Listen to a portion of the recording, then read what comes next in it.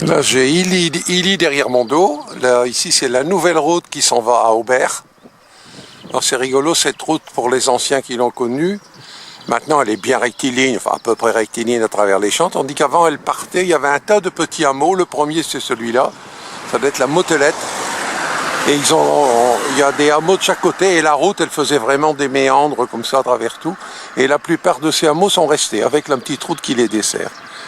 Ici, on a construit le golfe, on a aménagé le golfe d'Illy. On va aller jeter un coup d'œil, c'est très très joli, surtout comme là quand il fait très très beau. Hein. Quand on prend cette ruelle, le premier bâtiment à gauche, ça n'existe plus, il n'y a plus que le portique d'entrée. Je ne sais pas si c'était une chapelle ou une église, enfin je ne sais pas. Maintenant, c'est un grand hangar agricole qui est construit avec des restes de bâtiments. Et chose rigolote, il y a ce panneau la Bassée, alors qu'on n'est pas du tout à la Bassée, hein, et on n'est pas du tout sur la route qui mène à la Bassée. Et cette route ici, d'abord, je pense pas que c'était la ferme de chez Karl, je crois, on disait. Elle ne va surtout pas vers la Bassée, qui est complètement à l'opposé. Mais d'après mes renseignements, c'est un panneau rapporté. Un panneau qu'on a été récupéré et qu'on a posé. Il y a une deuxième très belle demeure, là je viens de passer, qui est entre ce hangar agricole et ici. Ici, bon, c'est magnifique, hein, et c'est un permis de construire au nom de la mairie. Donc sans doute que la mairie d'Illy va faire quelque chose. Remplacement des fenêtres par des châssis aluminium. Mais je sais que j'avais vu mairie d'Illy. Enfin, je me trompe peut-être, hein, c'est peut-être du privé. Enfin, c'est très très beau.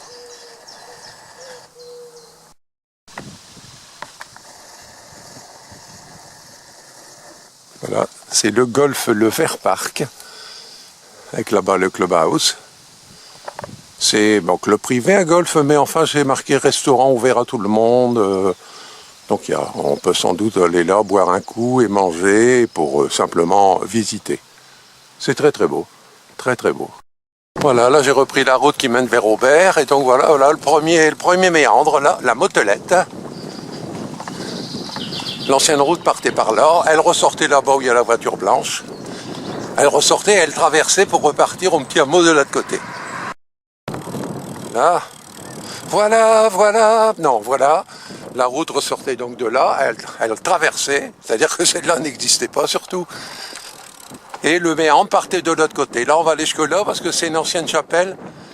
Et dans toutes les webs, il y a des panneaux, je vous les ai fait plusieurs fois, des panneaux écrits en patois qui relatent un petit peu, alors comme je parle à peu près bien patois, t'as sûrement déjà remarqué, j'aime bien faire un petit laïus là-dessus.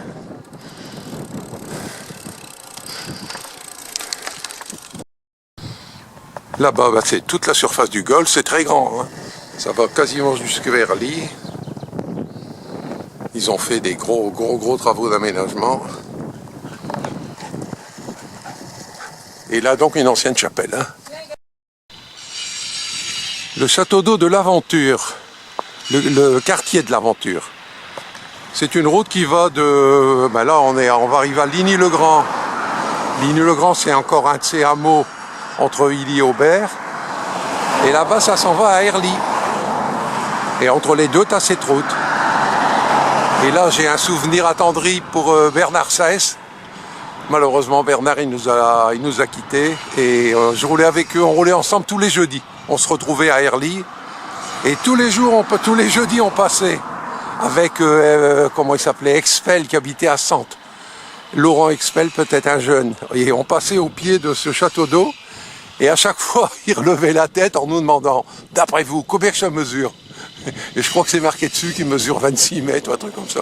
On était morts de rire à chaque fois. Bernard, on pense à toi. Donc là, on va arriver à Ligny-le-Grand. Là, la route, elle traverse le hameau. La bifurcation, ils l'ont aménagée. Ligny-le-Grand.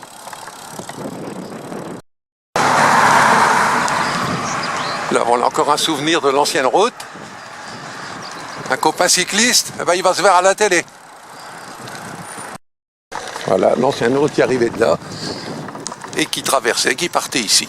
Enfin, encore une fois, qui traversait rien, c'était la route principale. Là, on va arriver à une chapelle catholique. Alors là, je vais vous expliquer parce que dans le quartier ici, c'est un peu compliqué. Voilà, nous sommes donc devant Kaplet d'Léni. Donc ça veut dire la chapelle de Léni. Alors Léni parce que c'est Ligny le Grand, qu'on appelait Ligny le Grand. Dans le temps, chez catholiques, Léni le Grand voulut avoir l'église à eux et le curé. Donc dans le temps, les catholiques de Ligny le Grand voulurent avoir leur église à eux et leur curé. Ils voulaient faire comme chez les protestants qui, eux, ils avotent le temple et le pasteur pas loin de là.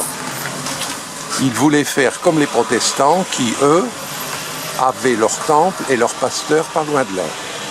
Le maire posa le premier pierre au début de l'année 1836. Le maire posa la première pierre au début de l'année 1836.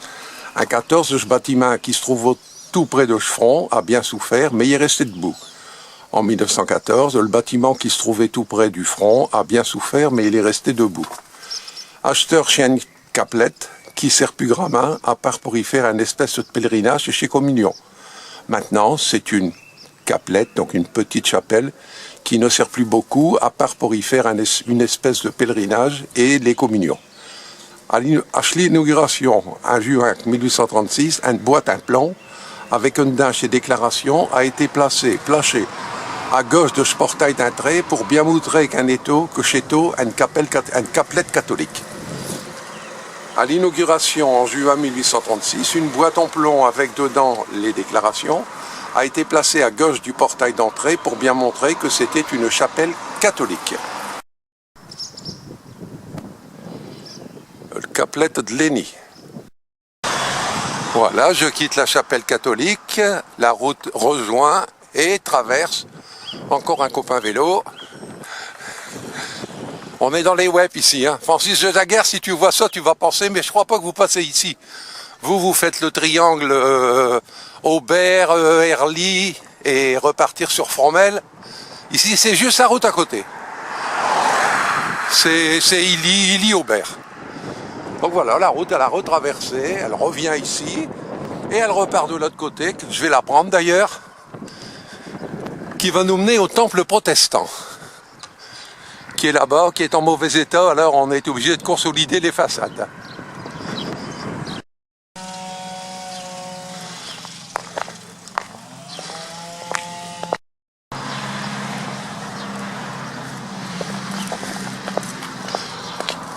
Voilà, le temple protestant. Le temple. C'est un bâtiment qui a été bâti pour chez protestants de Léni-le-Grand et chez villages alentours au XVIIIe siècle. C'est un bâtiment qui a été bâti pour les protestants de Léni-le-Grand et les villages aux alentours au XVIIIe siècle. Dans le coin, il n'y avait pas vraiment de maison pour ces protestants aller au culte. Dans le secteur, il n'y avait pas beaucoup de maisons pour que les protestants puissent aller au culte. Ils devaient aller à Aubourdin, dû qu'il y avait un temple. Ils devaient aller à Aubourdin, où il y avait un temple. Pourquoi on n'a pas construit ici à Léni-le-Grand? C'est simple, c'est parce que c'est ici que la communauté allait tout. Ce bâtiment il a été entièrement démoli à la guerre de 1870, reconstruit en 1876 et redémoli en 14.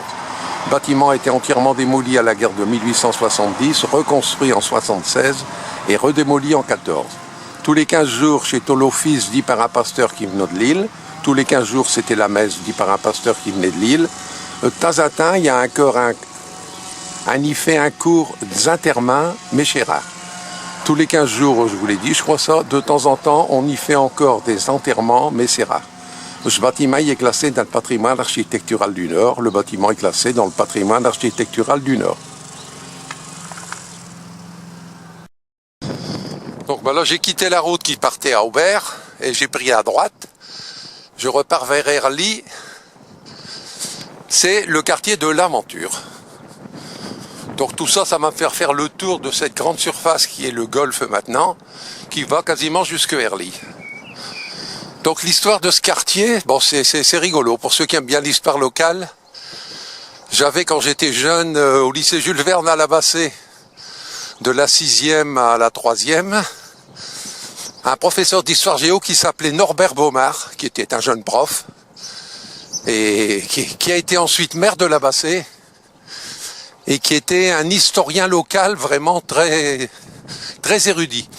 J'avais été le voir en conférence. Il a écrit un livre, si vous êtes amateur, qui s'appelle, j'ai plus le titre complet, mais je sais, on parlait des culs-lavés. C'est l'histoire locale de la Bassée, là, une saga sur toute une famille. On les a appelés comme ça, je ne sais plus pourquoi, mais je sais que toute cette famille, pendant des générations, a vidé les péniches de sacs de farine qu'ils arrivaient par le canal pour les minoteries qu'il y avait là autour, quoi. Ici, ben voilà, le château d'Auvergnat. Je vais m'y arrêter pour pouvoir parler, parce que parler, j'ai le vent dans le nez. Je suis soufflé. Voilà le château d'Auvergnat. À l'époque, il approvisionnait toute la web, même la flotte de chez moi, parce que moi j'habite là-bas, plus loin, hein, de l'autre côté du golfe. Et l'eau venait d'ici. Maintenant, bon, il y a sûrement des nouveaux châteaux d'eau un peu partout, hein. Donc tout ça, c'est la surface du golfe. Tout ça. Et là-bas, les deux terris de Los Angeles, les deux terris jumeaux. J'espère que je ne les vois pas dans mon viseur, hein, donc... Enfin, vous me pardonnerez. Donc, mon prof d'histoire, Norbert Baumard, maire de la Bassée, historien local, conférence, le bouquin, les culs-lavés, si vous pouvez vous le procurer, vous allez voir, c'est vraiment bien écrit. C'est un roman qu'il a fait par rapport à tous des renseignements précis qu'il a trouvés. Il a romancé ça. Et il parlait justement de ce quartier. Alors, il parlait pas du temple protestant, mais il racontait l'histoire dans cette saga un jeune gamin adolescent qui habitait à la Bassée et qui un jour part à la Ducasse d'Aubert. Donc, toute la route, Aubert est là-bas, voilà l'église.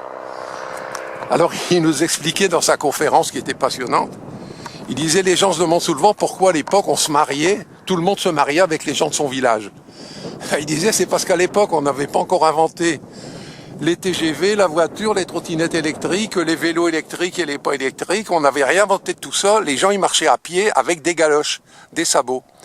Et il disait, bah, tout bêtement, quand tu habites la Bassée, et si tu vas à Aubert à la Ducasse, il y a 6 km, t'en as pour 1 heure si tu marches bien, et avec des galoches, c'est pas gagné. Donc il est évident que tu n'allais pas, pour trouver une petite copine dans le village voisin, ben, il fallait vraiment en avoir envie, quoi, hein. Tu avais plus tendance à trouver dans ton quartier. Donc ce jeune, en partant à la Ducasse d'Aubert, il fait connaissance avec une jeune demoiselle dans ce secteur ici. Il explique dans son roman, évidemment c'est pas vrai, c'est romancé. Et il flirtouille, il papote un petit peu, et il se donne rendez-vous pour le dimanche d'après. Et là, il va plus à la Ducasse, mais il se fait quand même là les 3 km, c'est à moitié route, pour venir voir sa colombine, quoi. Et puis voilà, et au bout de quelques dimanches de ces petits rendez-vous gentils, un jour il arrive et il y a 2 mecs à la place d'habitude. Et ils lui disent « Salut, c'est toi qui viens voir, j'ai plus le nom, Rosalie par exemple. » Le gars, il est bien, bah oui. Bon, bah il dit « Écoute, on te dit, faudra plus continuer à venir la voir, c'est pas possible. T'es catholique et nous on est protestants, donc ça peut pas se faire entre vous. » Et voilà, c'était l'histoire de Norbert Baumard. C'est adorable, quoi. Évidemment, il avait fait ça, et après, quand j'ai découvert cette histoire de temple protestant, je me suis documenté, et il y avait un nid entre guillemets de protestants à l'époque, la région était catholique, et il y avait un nid de protestants qui était centré sur le Lily le Grand, tout ça. Ce qui explique, voilà.